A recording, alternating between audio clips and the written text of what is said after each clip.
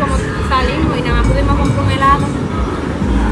No importa, próxima vez vamos a comprar más. Sí, la gente puede creer que estamos en amor y es por falta de dinero. ¿Verdad? Pero la dama primero. Pero ven acá. Dime. Déjame probarlo y si tiene veneno. ¿Qué veneno ni veneno? No, déjame probarlo. Sí, si tiene veneno, tú vas a querer morir. Sí, yo me voy a querer No, morir. déjame Dame la. probarlo. Dame la. Tú estás demasiado Come el linda. helado. Demasiado linda. Tengo que Cómete el probarlo. helado. Ahora, aguantaré. ¿Y te atreves a comértelo todo? Aguantaré a ver si no tiene veneno.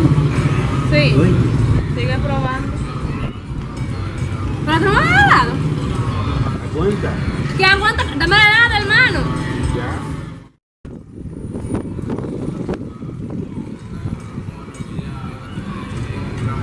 Guay, está enamorado. Ah, Oye, Ven acá, amigo. No, hombre. Ven, toma. Agarra bien. Sí, yo lo voy a agarrar. Agarra bien. Sí. Agarra rápido. Ya, yo. Creo que papá. Tranquilo. ¿Está bien? Está bien. Ah, tú sabes que con la tipa ahí. Está bien. Quedamos ahí. Sí. Ya tú sabes, hay que dar una vuelta. ¿Ese es abuelito? Sí, abuelo no se ve en un guay ahí. Ya tú sabes, compadre. Ya tú sabes que no puedo quedar mucho, que ir a hablar con ella. Sí, sigue hablando con él. Ya tú sabes. Sí, sigue hablando con él. Ya no vamos a matarle. Sí. Ya está. Te tiro a matarle, ¿oíste? Ya tú sabes, compadre. Ay, yo te lo hago, está buenísimo.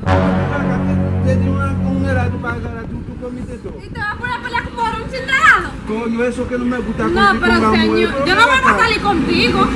¿Por un chingado? No, tú no puedes estar así.